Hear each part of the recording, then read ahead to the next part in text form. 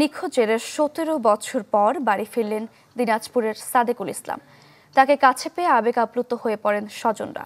সবাই ধরে নিয়েছিল হয়তো আর দেখা মিলবে না সাদেকুলের, কিন্তু ফিরে পেয়ে আনন্দাশ্রু বাবা মার চোখে। ঢালাইয়ের সেরা প্রিমিয়ার সিমেন্ট। সময়টা প্রায় ১.৫ যুগ। এতদিন পর ফিরে আসা যেন অবিশ্বাস্য স্বপ্ন স্বজনদের কাছে। ২০০১ সালে মানসিক ভারসাম্যহীন হয়ে পড়েন দিনাজপুরের দলুয়া গ্রামের সাদেকুল ইসলাম। রাখা হতো শেকলে বেঁধে। ২০০৭-এ মাকে খুঁজতে বাড়ি থেকে বের হয়ে নিখোঁজ হন তিনি। একসময় চলে যান ভারতে। সেখানে তাকে চিকিৎসার মাধ্যমে সুস্থ করে তোলে একটি স্বেচ্ছাসেবী সংগঠন।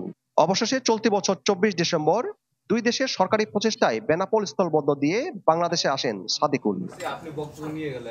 দীর্ঘদিন পর সাদেকুল ফিরে আসার খবরে দেখতে আসেন প্রতিবেশী ও স্বজনরা। ছেলেকে কাছে পেয়ে আনন্দের সীমা নেই বাবা মার।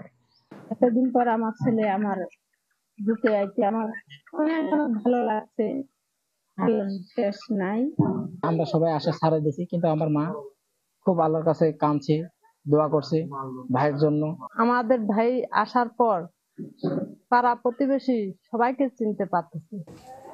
সময়ের ব্যবধানে বদলেছে অনেক কিছু। আগের বেশিরভাগ স্মৃতি মনে নেই তার।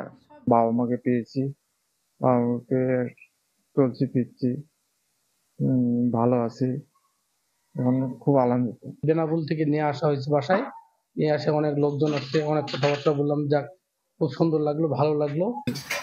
২০০০ সালে বিয়ে হয়েছিল সাদেকুলের, কিন্তু মানসিক ভারসাম্যহীন হয়ে পড়ায় ৩ বছর পর সন্তানকে নিয়ে বাবার বাড়ি চলে যান স্ত্রী। বিপুল সরকার সানি, চ্যানেল 24, দিনাজপুর।